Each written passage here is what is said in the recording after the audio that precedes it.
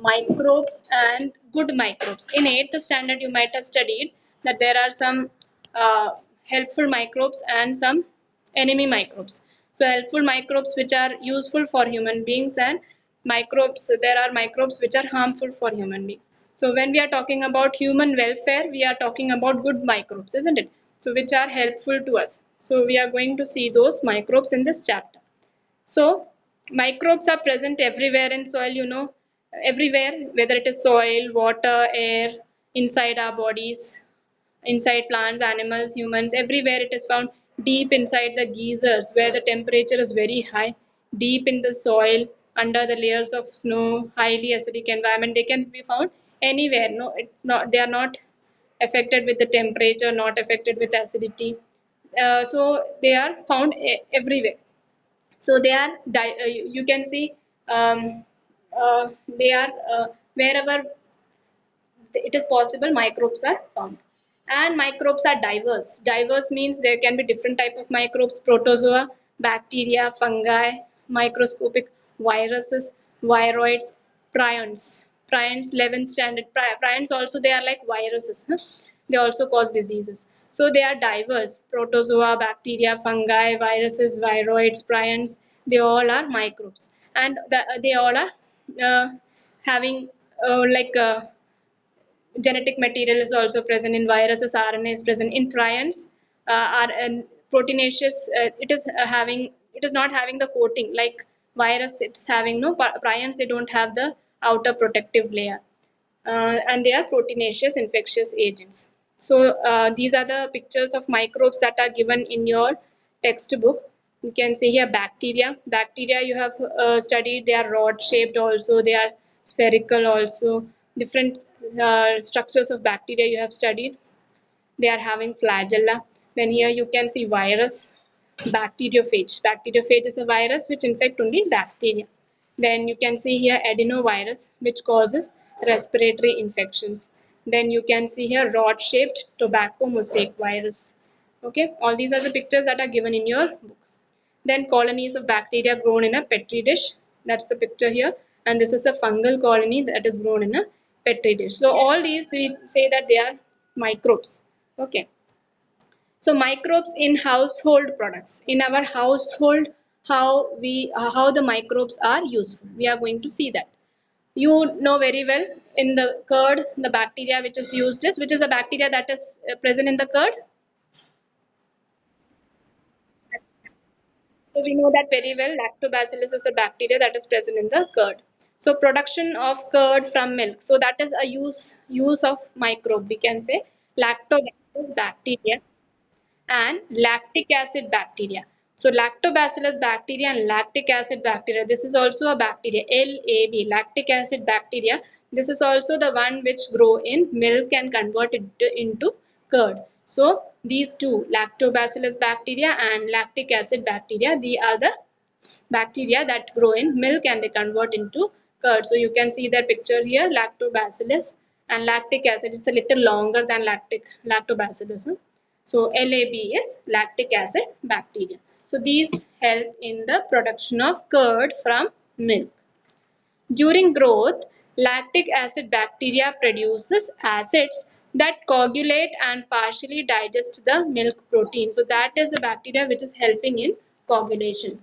Small amount of curd, you know how you may also be doing it, or your mother may also be preparing curd. How is curd made in house? How is it made?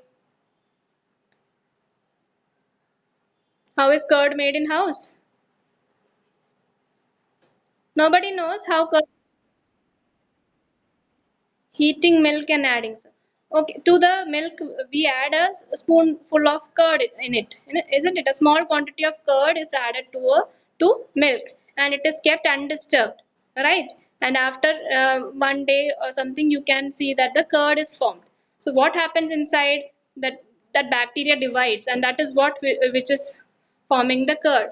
So what happens there is, during growth, lactic acid bacteria is dividing and it is growing, and it is producing acid that coagulate and partially digest the milk protein.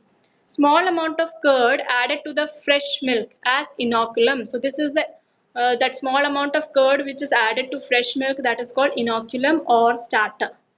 So inoculum or starter contain millions of lactic acid bacteria. That small amount of curd which you're adding to the milk, it is also containing lot amount of bacteria in it, which at suitable temperature multiply, thus converting milk to curd. So that small amount of bacteria which is present in the curd, which you're adding to the milk, that will keep on dividing, and the whole milk will be converted into curd, which also improves its nutritional quality by increasing vitamin B12. So that lactic acid bacteria will help improving its nutritional quality by increasing vitamin B12.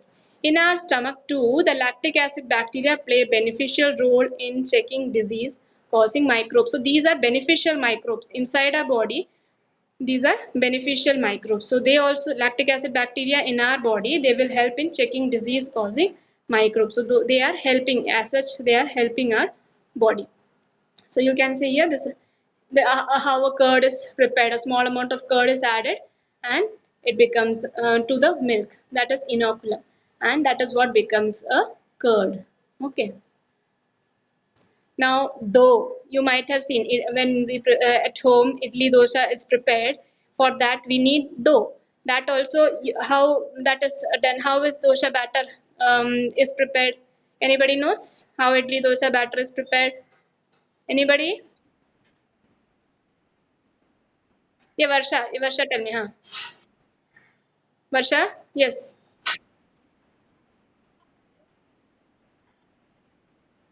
Okay.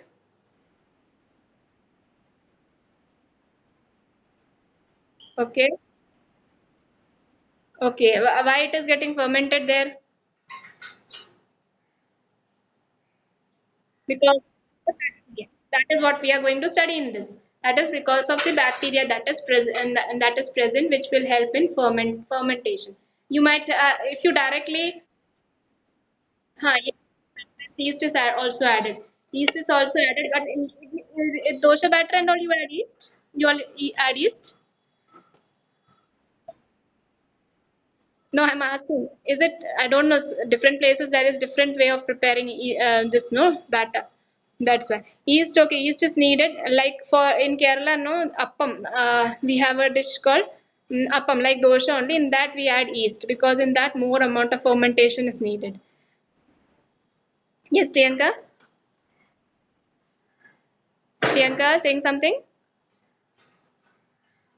Okay, so here what happens? We are using dal. That dal is the one which is giving that fermentation property to the batter, and because of that dal, that fermentation take place because the dal contains this uh, bacteria which is helping in the fermentation. So the, who is that?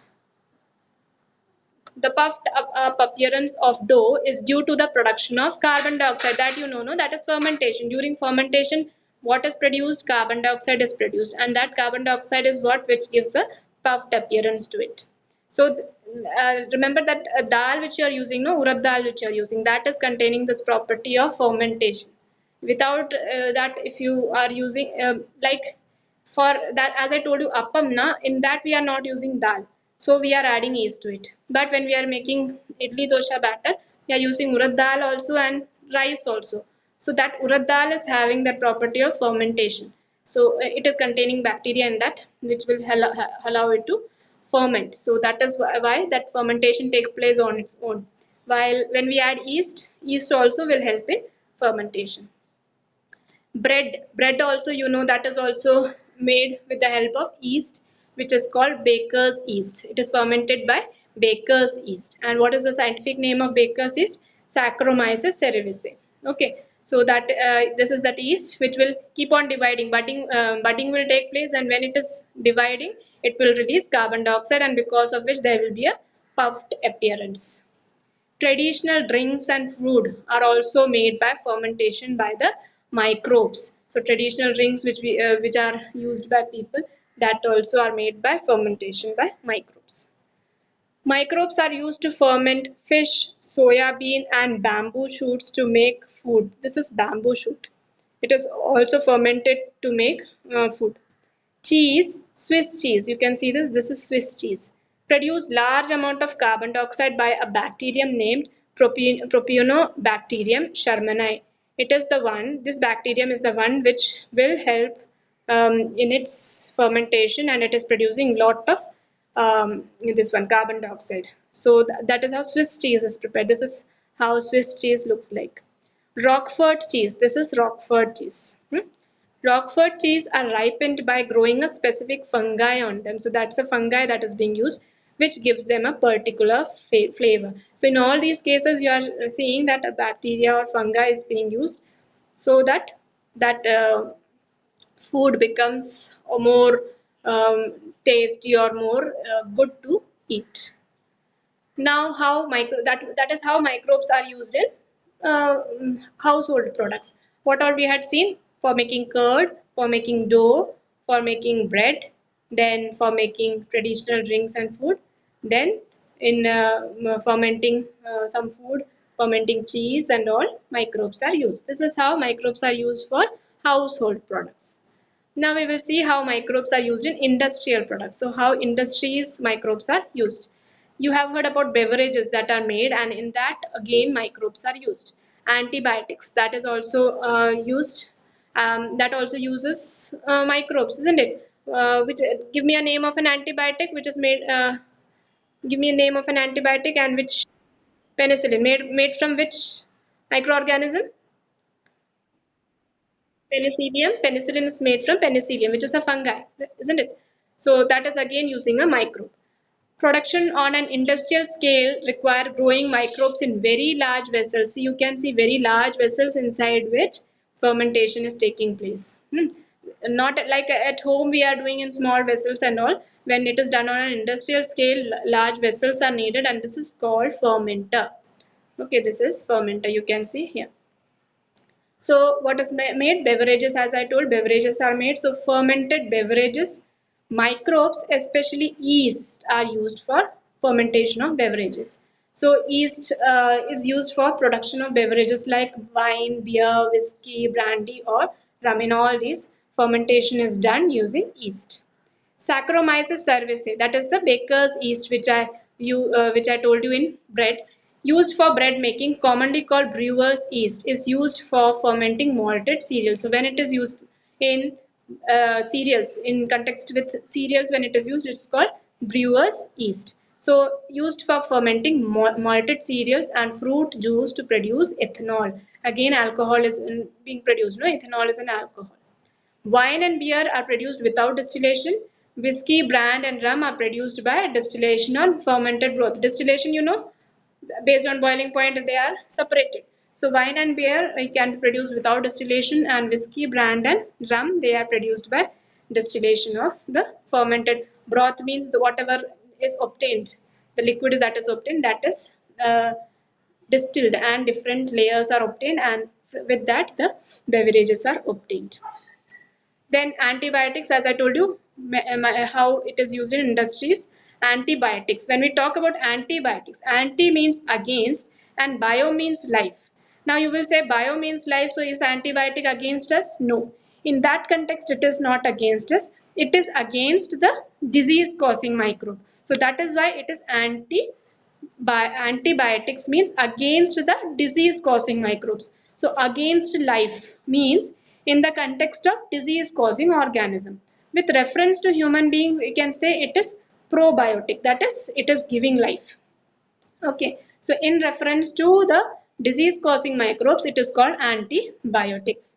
Antibiotics, what are they? They are chemical substances which are produced by some microbes and can kill or retard the growth of disease causing microbes. You have learned in 8th standard, no? What are the precautions to be followed when we are taking antibiotics? Anybody? When we are taking antibiotics, you are not well. And what are the precautions to be followed at that time? No? Nobody knows?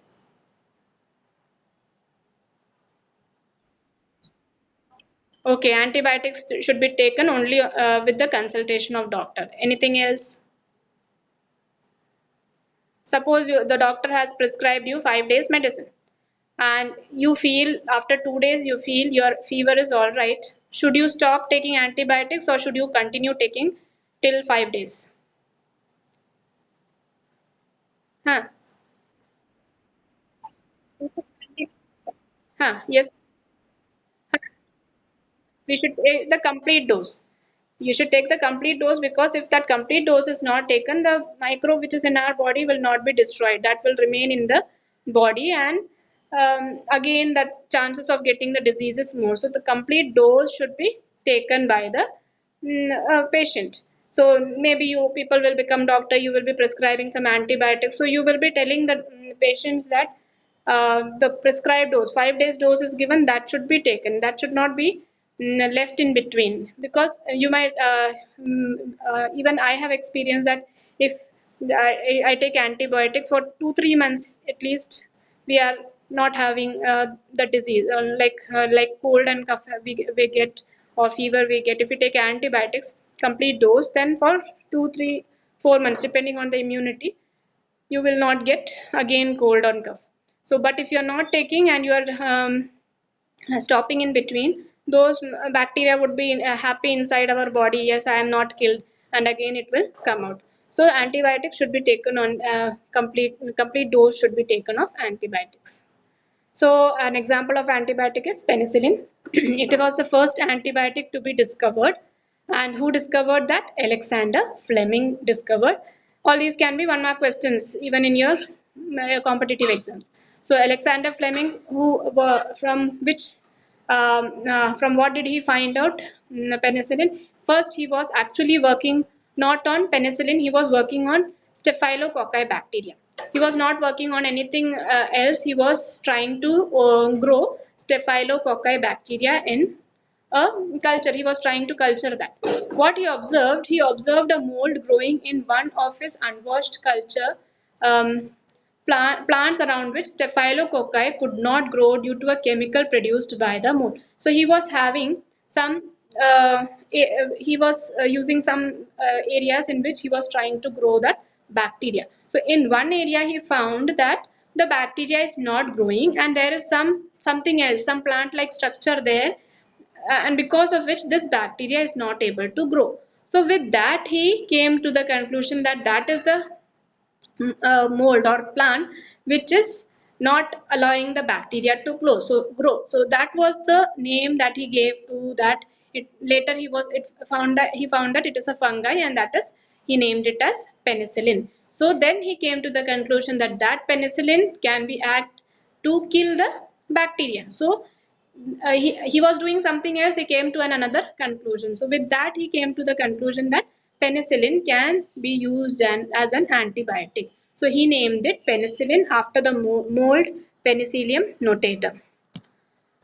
Then its full potential as an effective antibiotic was established by Ernest Chain and Howard Florey. So they were the one who worked more on it, and they tried to give out its full benefits were found out by Ernest Chain and Howard Florey. It was extensively used to treat American soldiers wounded in World War II. So these antibiotic, penicillin antibiotic was used during World War II. And Fleming, that is Alexander Fleming, Chain and Florey, these three were awarded Nobel Prize in 1945 for the discovery of penicillin. Antibiotics have greatly improved the capacity to treat deadly diseases such as plague, whooping cough, that is called Kali Khasi in Hindi, diphtheria, that is Gal Ghotu in Hindi, and leprosy, Kusht Rog. All these have been cured by the use of antibiotics. So when we talk about industrial use, when we are talking about, we are also talking about chemical enzymes and bioactive molecules. So these microbes are used for commercial and industrial production of certain chemicals also, like organic acids, alcohols, and enzymes. So these organic acids, alcohols, and enzymes can also be produced by the microbes. So the microbes which produce acid, they are Aspergillus niger, which is a fungus, and it produces citric acid. Acetobacter aceti, a bacterium, it produces acetic acid. Clostridium butylicum, a bacterium which produces butyric acid. Lactobacillus again produces lactic acid. So these are the microbes that are producing acid, and these acids can be used in industrial scale. Again, alcohol produces, what produces alcohol? Yeast, that is Saccharomyces cerevisiae. It is producing yeast. So it is it is producing alcohol. And which alcohol? Ethanol. Ethanol is produced by yeast. Enzyme produces some microbes which will produce enzymes. What enzyme is produced? Lipases, which you have studied in 11th. No? It is used in detergent formulations and helpful in removing oily stains from laundry. So streptokinase produced by bacterium, streptococcus. Lipases is an enzyme which is produced by this one by microbes. Streptokinase is an enzyme which is produced by microbe, that is bacterium. Streptococcus, it is produced by bacterium Streptococcus and modified by genetic engineering and is used as a clot buster. What is clot buster? It is helpful in removing clots from the blood vessels of patients who have undergone myocardial infarction leading to heart attack. So when this is given, streptokinase, this enzyme is given to the patient who is having myocardial infarction, the clotting can be removed. What is myocardial infarction? It is also known as heart attack. It occurs when blood flow decreases or stops to a part of the heart, causing damage to the heart muscle. So its symptom is chest pain, discomfort while traveling and all, back pain, neck pain. So all those discomfort that are caused due to myocardial infarction. And what happens? This one, streptokinase, it is the enzyme that can be used to treat it because it is acting as a clot buster. Okay, so from where is streptokinase produced? It is produced by bacterium Streptococcus. Then there is a question, why are bottled fruit juices? You might have seen fruit juices in bottles. They are more clearer. When we make it at home, they are not clearer because they are clarified by another enzyme, which is pectinases and proteases. So that is again one more question you may get. Why are bottled fruit juices more clear? Because they are clarified by pectinases and proteases. Another bioactive molecule, that is cyclosporin A. It is produced by fungus. We are talking about enzymes and biomolecules, no? So cyclosporin A, it is produced by fungus Trichoderma polysporum. It is used for immunosuppressive agent in organ transplant patients. I told you when we were talking about immunity, I told you when a foreign organ is entering our body, what our body will start producing antibodies to fight against that. So for that, our immune system should be suppressed at that time. So that is what is done with the help of cyclosporin A, and it is produced by Trichoderma polysporum. What does it do? It will suppress the immune system during the time of organ transplantation. Okay, so that is cyclosporin A. Statins produced by the yeast Monacis purpureus have been commercialized as blood cholesterol lowering agents. Again, this is statins, which is produced again by a microbe, that is Monacis purpureus, that is yeast. It is again a bioactive molecule and it is used as blood cholesterol lowering agent. It acts by competitively inhibiting the enzyme responsible for synthesis of cholesterol. So that is about the use of microbe in household and use of microbe in industrial products. Okay, we will again go through it quickly and then we will wind up. So which is the microorganism that is responsible for